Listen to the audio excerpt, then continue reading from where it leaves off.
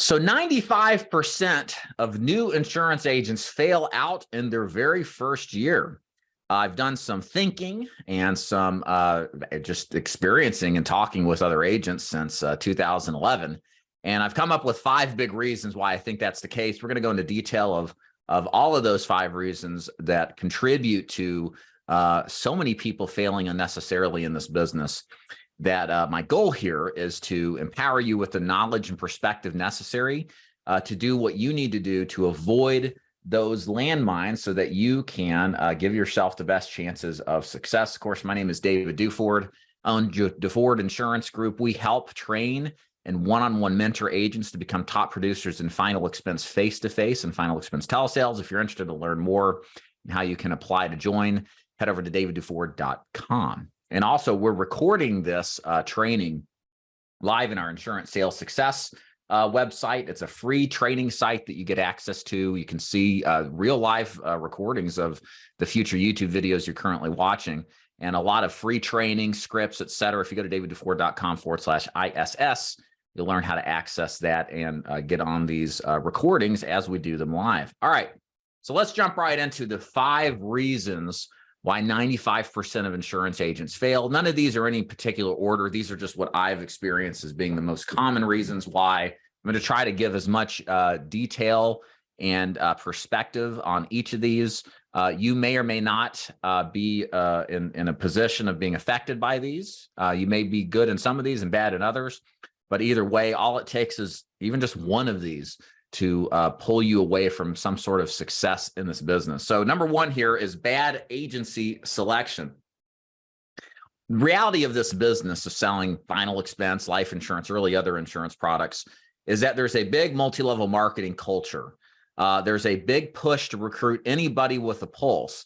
And the people that run these MLM insurance agencies, pretty much everybody that you see on insurance job boards, a lot of my competitors in the YouTube space all follow the MLM culture. They'll never admit it, but you kind of have to read between the lines and see it. And once you've been around long enough, you can kind of just tell by looking at it.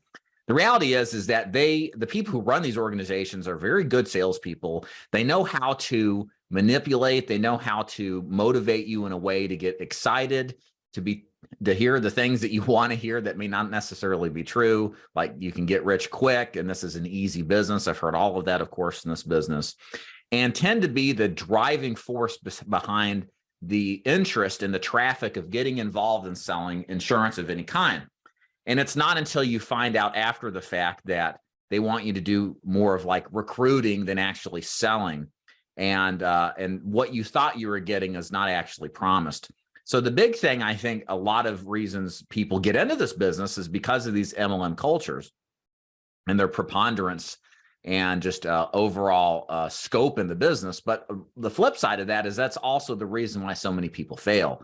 As a lot of these agencies just simply practice a spaghetti method, shotgun style approach to recruiting, throw it up against the wall, see what sticks. We know that 99% of the agents are going to fail. And we're just looking for that 1 or 2 out of every 100 recruits that will actually sell something that are just natural studs that don't need help, that just go at it. And let's just hope for the best. You may wonder on some level, why would an agency want to operate in such a way that 98, 99%, I mean, I gave 95%, it's probably higher than that, of agents that join them would fail out of the business. What in the world, how in the world would that make any sense? Well, you see, the thing that you don't know, and this is the reality that I had a couple of years into selling or recruiting, I should say, agents, is that MLMs and most insurance agencies, the very, very large ones, are designed to win even if you lose. I was talking to another YouTuber, Always Marcos, I think is his gentleman's name. He runs an anti-MLM YouTube channel. And what he was saying is, and it helped me kind of clarify this, is that the MLMs outside of the insurance agency business, they make money regardless if you make a sale, because you have to buy product from them. There's a markup from you to them already. And so even if you don't do anything like recruit anybody, you're still going to make money as the MLM. And that means that even with a high failure rate, they still win because they've moved product and made a profit at some level.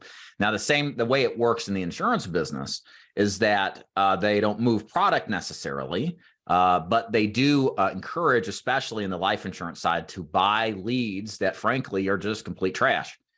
Leads that are developed at very little price, that are really not leads, they're just data, almost the equivalent of glorified names in a phone book, are resold as leads multiple times over at 10, 11 bucks a piece.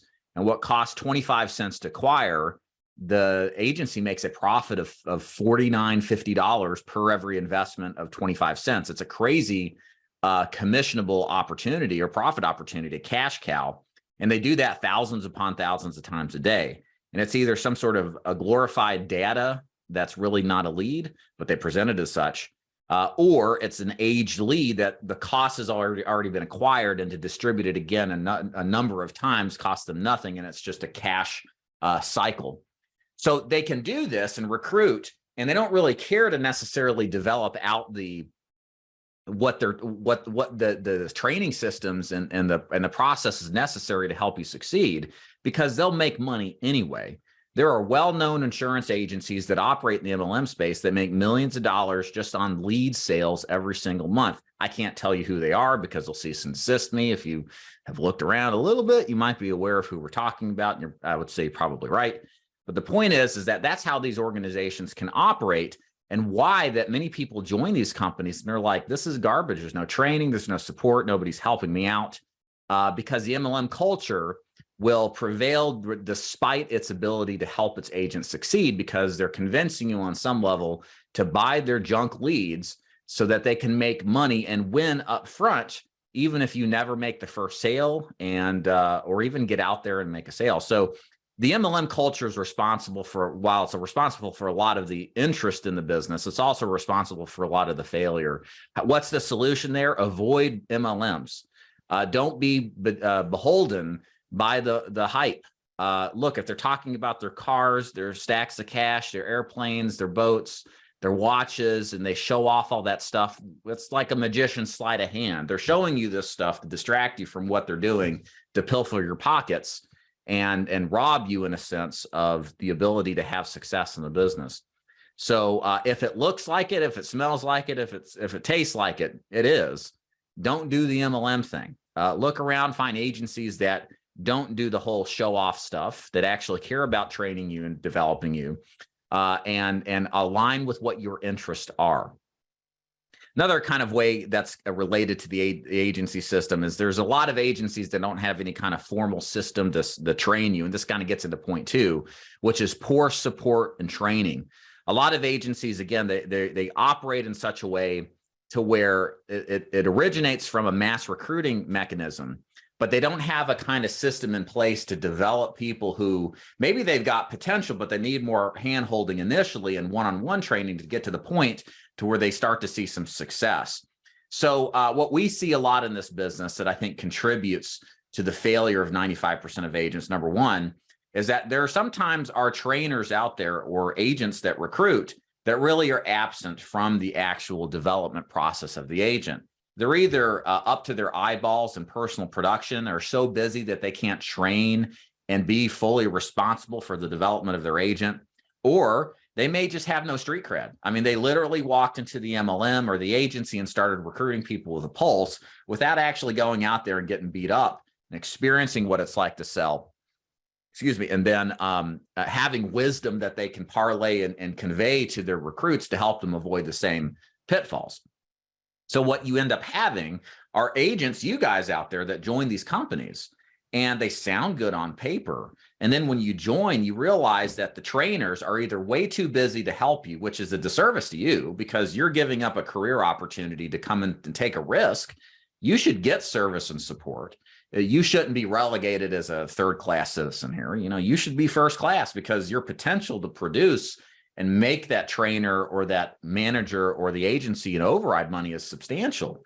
And you deserve to have support and training because of it. And likewise, if you're paired with somebody, as in many cases, with somebody who has had no experience at all actually selling, how can they even train you? I mean, think about it. I always like to use the analogy is if you are a medical student and you're learning surgery, Why would you learn from somebody who has never actually cut a body open and have done the procedure you're supposed to learn? What would you even begin to learn from that person?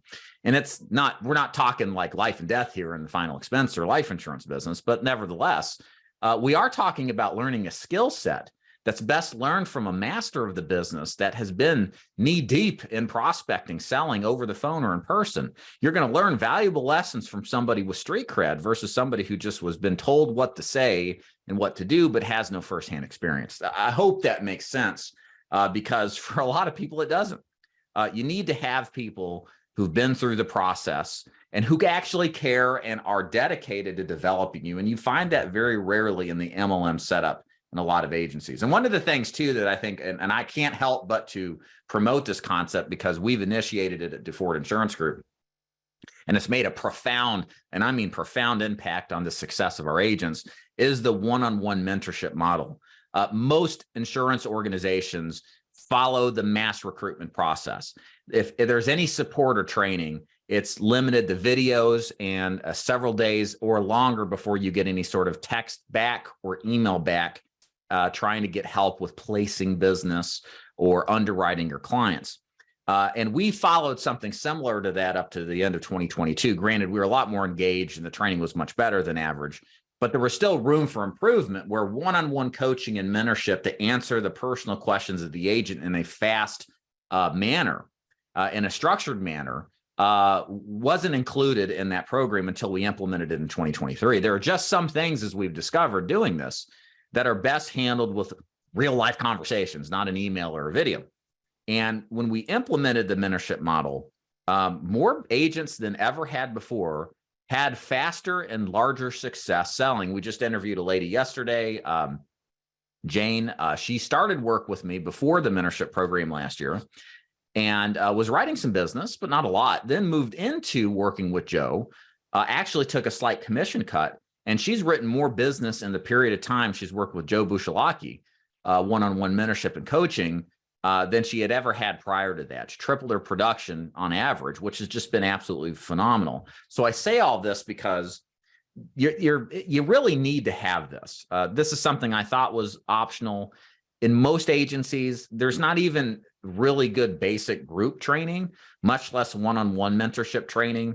And there's so much to be learned and gathered, and the learning curve just has progressed at a much faster rate with one-on-one mentorship. And if you're not getting that, I know from personal experience, with our improved success rates, there are agents who would fail had they not had the one-on-one mentorship program with us. So likewise, other agencies, if you're not getting a structured mentorship-based program, you're likely going to have a higher chance of failure.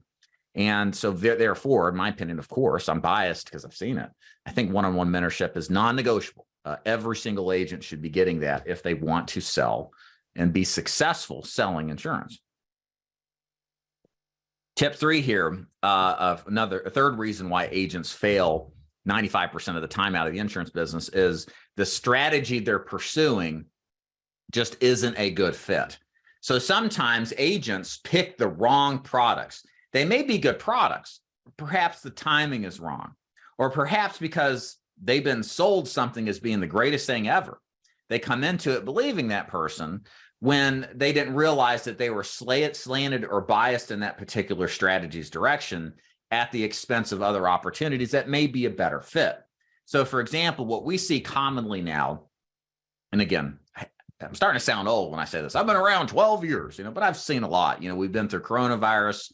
I got started during the Great Recession. So I've seen kind of different phases of the insurance business. Not a lot has really changed, but probably the biggest thing that has changed in the past couple of years is the emphasis on the remote way of doing business. More agents now in 2023 are selling remotely than they were this time 3 years ago.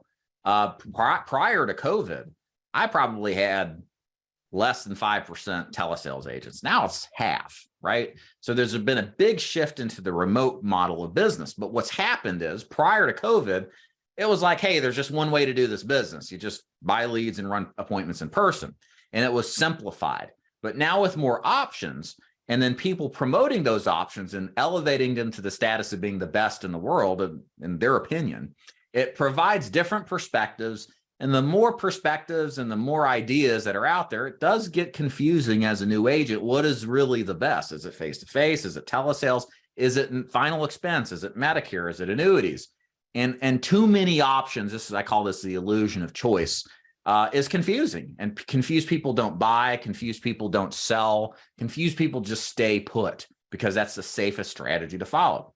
So when we're looking at selling final expense or life insurance or really any product, one thing you need to take time on in order to avoid failure is to make sure that the strategy you're pursuing is the best fit for you and your personality. A couple of tips here on strategy. Number one, I recommend picking one strategy only. If you've been around long enough, you'll hear me say time and time again, you can't serve two masters. You can't do final expense and Medicare and annuities all at once, all together, right as you get started. Can you? Is there somebody who is? Probably. There's always exceptions to rules, but that's why they're exceptions. I talked to an agent last night who said, you know, Dave, I have all the experience in Medicare.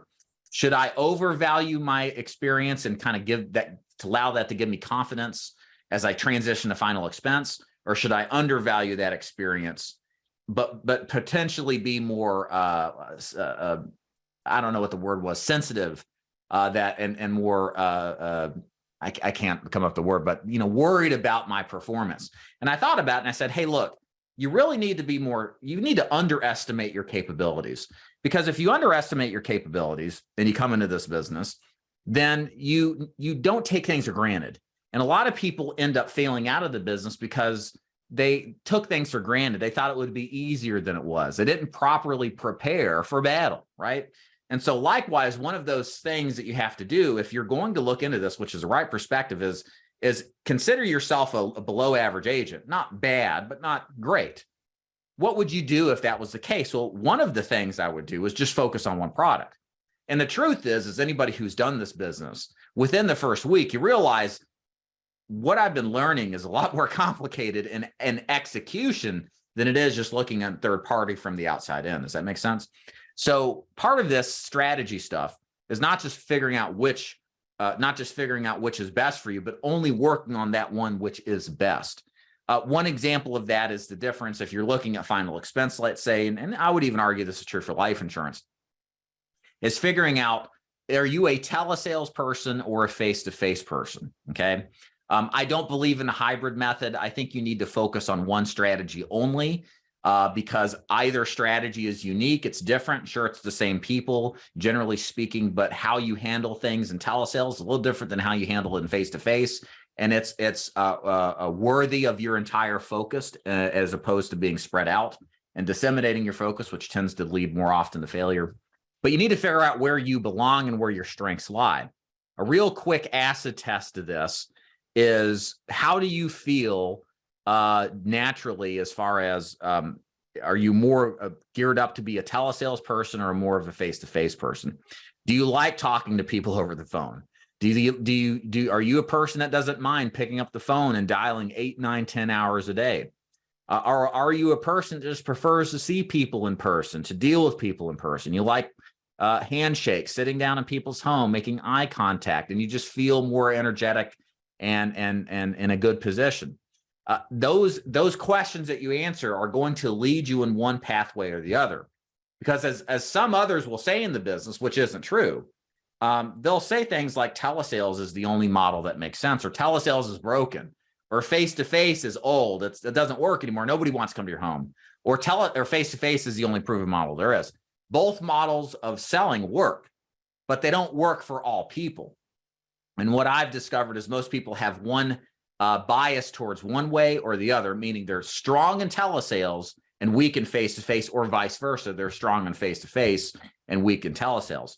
And you should pick what is best suited for that personality type that you have after you kind of do some contemplation and see where you fit. I will say this before I kind of bring up the product types, which is another big mistake agents make, which contribute a lot to their failure, is you also have to, if you're half pregnant about the deal, if you just like both, but you see the drawbacks and you're just really neutral, then I would just say do face-to-face.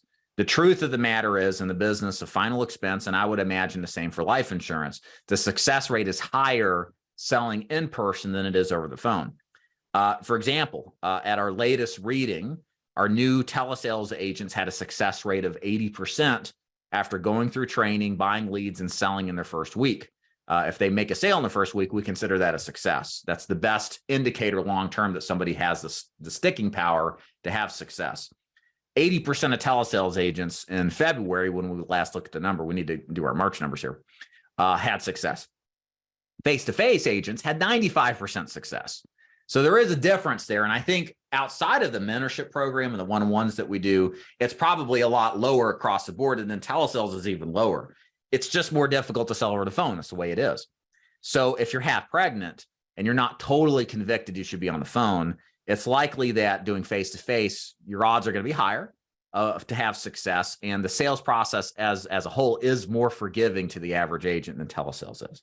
The other thing you need to be concerned about too is the product that you sell. This is really, really important. And I actually have shifted my recruiting strategy because I had kind of a realization here over the last couple of months that as I'm talking about things like this, like, hey, you got to pick the right product, that I'm doing a disservice in my recruiting strategy by offering, in many cases, products that are not appropriate for the agent at the time in their career. There are a lot of agents who may get great support training that have the capability to be successful, to have the work ethic, et cetera, but they pick a product that just doesn't pay very well. And they're in a position to where, because the product is what we would call a residual or passive income based product, they just don't make a lot of upfront money. And they don't account for the cost of doing business, buying leads. And that contributes to a very low return on investment, a low net income. And they can't keep up their bills. And while they were having success and they were making sales, the income flow from the sale of that product couldn't keep pace with their bills. Therefore, they have to get out of the business. Cash is king, y'all, in this business. And this is a really important concept. Cash is king and cash flow is even more king. If you don't have money on hand, if you don't have money inflowing from your sales because you're picking the wrong product to sell, because it's a low first-year commission but good residual product, even if you do everything right, you're going to struggle. So what products fill the bill, fit that bill? Medicare, ACA, and in some cases, PNC. I do not recommend brand new agents to the business sell those kind of residual income-based products to start with. Here's why. And this is why we don't recruit agents to ACA or Medicare directly anymore. You have to be successful in final expense for 6 months first before we allow the agent to start to cross-sell other products because of the cash flow concerns. But the problem is again, these agents will pick these products up, not have the cash flow necessary, and really also the good fundamentals of how to sell, which you learn very well when you sell life insurance or final expense, but not necessarily in a technical product like health insurance or Medicare. And what we've seen time and again is it's just a very big burden. If you don't have the money to pay, 95% of agents need to make money yesterday. A final expense or a life insurance product to focus on is going to be the best answer to generating higher cash flow up front. Because the way that works is this life insurance and final expense are front-loaded commission products. You make the bulk of the commission up front, whereas with health insurance and Medicare, you make it over time. And when you've got to worry about your bills, you got to worry about expenses on leads. It's just not good to start with. It's good to get into later. Case in point, I can think of two agents here. I'll rename nameless. I don't want to, reveal them that were financially in good shape, made good money selling final expense, and then transitioned to Medicare. Both are very good producers. They're writing over 300, sometimes even more Medicare Advantage policies every single year. The first one, three of them actually, two. The first one got started, did too much Medicare to start with, was a great final expense agent. And he's like out of money to buy leads during annual election period selling Medicare exclusively because all that pay on Medicare didn't hit till January, February the following year. So he ran into a cash flow crunch. And then my other agent, who he writes 500 to 700 a year, was out of money his first annual election period to buy leads because of the time it took to get paid. And the first year is very stressful as he was getting onboarded because he didn't have the residual income coming in. So that first year is very financially stressful. And these are agents that were writing 300 applications and final expense a year or more. So my point in saying this is if these agents that were making good money and conceivably keeping good money on hand were struggling this much, what if you're just average? What if you're writing a Medicare ACA plan and you're just an average agent and your cost of doing business is higher and your close rates are lower? Do you think you're going to suffer more? I would say so. So I think this is case in point, which is why Medicare and residual-based products come later in your career, not in the beginning. And part of the reason why we backed away from just recruiting ACA only or Medicare only agents until the agent has built up a bankroll through the sale of final expense for 6+ months. So be careful with what product you choose. That's what I'm saying. You want to make sure the economics of the product allow for a good upfront first-year commission. And if you're not sure, talk to your upline about it. If you're not looking to join DeFord Insurance Group, which should, but if you're looking to join somewhere else, ask them about it. Like, how does the money work? How do we account for advance commissions? The cost of doing business? What can I reasonably expect in a best case and worst case scenario? And do your judgments there. So related to that, point number 4 here is not enough money for cash. This is a big reason why agents prematurely fail out of the business. And many times it's combined with other aspects. Cash is king. Cash flow is king, like we talked about. You got to make sure that you pick a good product that has good upfront commission. Most of you out there need to make money now, not in a year or two later, like residual income products. So preferentially choose a life insurance product like final expense or mortgage protection. It's a great way to get involved in the insurance business. And the other thing too, is there are just ups and downs in this business. I have a 30,000 plus a month producer that talked to me yesterday or earlier this week. And he had like 8 appointments where he didn't make anything. He's burnt out. He's frustrated. He's starting to get angry with the clients that he's seeing because he's been running hard and heavy for months, like 6-7 days a week running appointments. And he's at a lull. He's at a down point. I ran 15 appointments in 1 week and didn't make a single sale. I thought I was, over. My mojo was gone, right? So we all have this, even the best producers. And you've got to be able to get through the thick and the thin. It's not all rainbows and sunshine. You're going to have some tough spots in your business, which you should be thankful for because that does thin the herd. It gets rid of the weak hands in the business. But understand that you're most likely not immune from that happening to you as well. That is going to be a part of the business that you have to deal with. And the point is this. It's easier to deal with the downs, the lulls, the rough spots in the business when you've got money in the bank. One of the most important things you should do in addition to selling a high commission product is to make sure you're saving way more money than you think you should. And this is personal advice that I would give all of you that I realized and I wish I would have pursued a lot sooner, is this business got a lot better when I had 50 grand in the bank.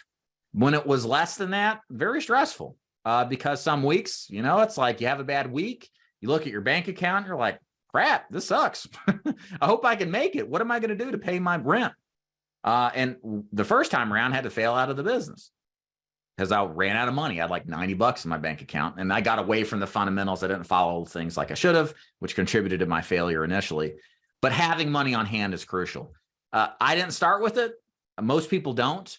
You got to start where you're at, but you've got to be judicious in saving your money and not spending it on wasteful things because survival and thriving in this business very much correlates with a big bankroll. So you've got to purposely, with effort, build it as a brand new agent. The more money you've got on hand, if you've got a bad week, it's like, hey, it sucks, but it's not the end of the world.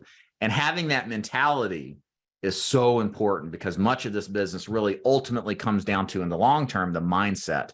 How do you look at things? How do you perceive things in adversity? And how you handle yourself when things go rough, because it's not like you'll avoid it. You'll go through rough times too. Everybody does. But how one handles it is a differentiator for success and mediocrity or even failure.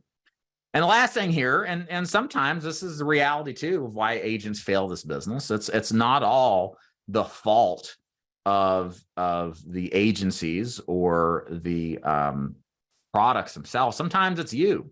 Sometimes you're just not a good fit as an insurance agent. And it may sound a little jerkish. I don't mean it to be. But, you also have to consider the fact that maybe you're not a good fit. Not everybody is in this business. There's a big time agency MLM that, he'll say things like, and you know who I'm talking about if you think about this, anybody can sell this product. This product is easy to sell. That's a lie. It's a lie. They say that because they sell leads at a huge markup and make money anyway. They don't lose like you could. And so my point is, this is a tough business. You don't want to come into it thinking that everybody's successful. It isn't true. You don't want to come in to think that anybody can do it. Hell, it ain't. I wish it was. Well, actually, I don't. I'm glad it's not, because if everybody could do it, then there wouldn't be any money in it. All Americans would have insurance, and then carriers wouldn't pay as much commission, and then there wouldn't be any lucrative opportunity in it. So don't believe the hype that anybody and everybody can and should do this and it's easy. It's not. There are plenty of agents that, even with everything right, they don't win in this business. Okay. I mean, we don't have 100% success rate. We're not perfect for sure, but sometimes there's just a mismatch of the business entirely, even if everything's right. And so what are some of the reasons here? I kind of hinted at some of them, and you won't really know, I think, until you try to do it and you give it your all. But a lot of the times the people who this business isn't a good fit for them, they just don't have the stuff to survive. And you really don't know what you're made of until you're faced with adversity is really what it comes down to. And it's not that you couldn't be successful in another business. I mean, there are people who go on to other business models and do just fine. But the sooner you can find out this business is a good fit for you or not, the better, in my opinion. And the number one way that we determine it is by making a sale in your first week. If you're not making a sale in your first week after you've been well-trained, you're well-prepared, you've practiced, you studied, done everything you're supposed to, even if you've done everything right, if you're not making a sale in that first 5 days in the field or on the phone, this business is just not for you, and you should look for an exit and do something else. It could be an agency issue, but assuming that's all right, again, sometimes it just isn't a good fit. But here's some other aspects here you may need to consider that you may not be a good fit for this business. Number one, you can't handle rejection. Get used to being rejected. The best agents get rejected more than you. When I was running 40 appointments, to book those 40 appointments, I'd have to hear probably 20 to 25 no's in booking the appointment because I bought 80 leads. So a bunch of people who would answer would tell me no. The ones that booked 40 appointments with me, 10 of them may not show up. So I got rejected by them disrespecting me and not being there. Then at the door, I sit down with 30 of them. Inside of half of them, inside of, 10 minutes, I realized that they just wanted a free Walmart gift card, or they were just poking around, not really interested, or they thought Uncle Sugar was going to give them more free stuff. And I'm wasting my time getting rejected that way. And then the other 15, some of them would buy, maybe about 10 of them to 15, depending on the week and kind of how I was doing. But some of them would take me all the way down the line and then reject me there at the close and just say that they need to think about it, right? So my point is, I might end up with 10 sales and make, at this point, 6,000 to 9,000 in premium, which is a heck of a good week. But I had to get rejected 30 plus times based off of the preset appointments, and then another 25 times when I'm booking. So I heard way more no's than the ultimate yeses, which were the completed sales. So point being, you get rejected a lot, even as a top producer. So if you feel bad about any kind of rejection, even at a moderate low level, don't do this business because it doesn't go away. It's just there. It's not a bug of the system. It's a feature of the system. And the sooner you get to accepting the fact that people are just going to turn you down, the better. Number two, if you've got shiny object syndrome, this business isn't for you. This is kind of a catch-22 of selling final expense and specifics. It's boring. You're just picking the phone up hundreds of times a day to sell over the phone, or you're just door knocking people saying the same script over and over again, routinely for the rest of your life. There's very little variation. Sure, I mean, there's crazy people out there in interesting circumstances, but it becomes kind of rote, routine, dull. It's not boring, or it's not that it's boring. It's just routine. And sometimes routines get boring. And so if you are always that kind of person that needs stimulation, needs something new, needs, to be fired up and blah, blah, blah. Yeah, you probably will be taken by the next shiny object that the new MLM shows you and gets you off track of the fundamentals of sticking to what works. So if you're that kind of person, not going to be a good fit for this business because it is rote after you get up and running and get into the swing of things. If you're not coachable, don't do this business. Again, this business is simple, but it's not easy. You need to be coached. You need to be well developed. You need to be able to take constructive criticism. If you can't do that, you're going to be inside your own head, in your own bubble, and you're never going to advance to the level that you could be.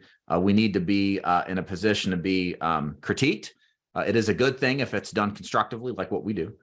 And it allows you to advance faster and develop yourself. And you got to be humble too at the same time and accept criticism and then take it and then actually apply it. If you're not going to do that, again, like with any sport or performance-based activity, likely not going to do very well. If you don't have grit or what I would call grind ethic, insurance sales isn't going to do well for you. You're going to have to, this is a get rich slow business. I've heard that said. It's a marathon business, not a sprint business. I can personally attest to that. I've done this for 12 years, and the last 3 or 4 have been the most fruitful and profitable for me. And I'm glad I laid the groundwork for the first 8 years selling and then building my agency, and doing okay, not bad, but not to the extent that I'm doing now. And I say all this not to brag, but I had to grind it out there for a long time. I had to put in 5 days, 6 days in the field, 12 to 15 hour, multiple days every week for years on end, not be with family at times that I would really prefer to be, in order to build something substantial. There's a sacrifice. You got to pay a price, as the old motivational tapes say. It's really true. And you got to have that grind ethic to make it happen and be patient with it and the grit necessary. And last on here, poor inability to handle the ups and downs. Again, the capability, as mentioned earlier, for long-term success isn't your skill set. The skill set to sell is important, but it's very teachable. It's very learnable. But the reality is, even with great skill sets of sales and selling, you're still going to run into adversity. You're still going to be frustrated. You're still going to have bad weeks. You're still going to experience this thing every single straight commission agent experiences on the face of the planet. And the way that you handle, especially the rough parts of your career, are the defining opportunities to extend and survive and have an actual career versus another pit stop in a failed business or career. There are a lot of agents that have the stuff from a skill set standpoint to do well, but they don't handle the downs well because they're all up in their head, or they didn't save money. They spend it too much. They didn't prepare for the winters of the business, or they just get sidetracked by the shiny object syndrome. And we thank them for that in a sense. Of course, I don't want you to experience this, but there's a reason why we have downs. And again, I mentioned earlier, it's to flush out the weak hands. It's Darwinian evolution. It's survival of the fittest. If you are not fit enough to handle hard times and adversity and to grow and build yourself from that and be thankful for it, you're going to fail. You're going to lose. And if that didn't happen, then there wouldn't be the potential for six-figure incomes and building tremendous lifestyle-oriented businesses that the insurance business provides. So when you're going through it, which you will, be thankful while you're frustrated, and know that it's a matter of time before you get out of it and you're back on track and writing business. If you can't handle that stuff, and when you're having hot streaks and you like to spend your money on crap you don't need, if you don't know how to manage your money and just put it in the bank and leave it alone, to prepare for winter, like the squirrels collecting nuts do, then you're going to have a hard time. So you got to think long-term, and your ability to maintain that, as well as your mental sanity, man, it is critical to your success. So in summary here, not 5 reasons why agents fail. Number 1, bad agency selection. They get entrapped by the MLM Kool-Aid dispensers. Avoid that. Just if it smells like MLM, it is probably just avoid it. Find a real agency that will train and support you. Point 2 along with that is poor training and support. Don't join an agency where the agents never sold anything, or they're so busy that they can't take care of you. Find an organization that their niche is training, and more of an emphasis, to me, in my belief, on one-on-one mentorship. To me, that seeing it in our agency has been a powerful remedy to helping agents succeed. Number 3, strategy isn't a good fit. Make sure that you pick a product that fits you and a sales strategy that fits you. If you're more oriented towards the phone or face-to-face, do what your strength is. And I would recommend picking a product that's first-year commission oriented first and foremost. Most of y'all need to make money yesterday. I was in that field when I first started. And it's not until you develop a bankroll that I think it's prudent to pick products that are residual based. And usually that takes a couple of years for the average person. Number 4, not enough money. Cash is king and cash flow is king. Never downplay the importance of having money on hand and building enough money to over time, and is having enough money to start with. And then number 5, you just might not be a good fit for this business. Okay. There are some lessons that can't be taught. Ultimately, understand, guys, the way to have long-term success in this business is this right here, is being mentally prepared, not just when times are easy and everything's great and it's easy to be, successful. It's really preparing yourself for the inevitable winters of life and the winters of your career. And how you handle that is really going to speak volumes to the longevity of how you get through the hard times and have the success in your life.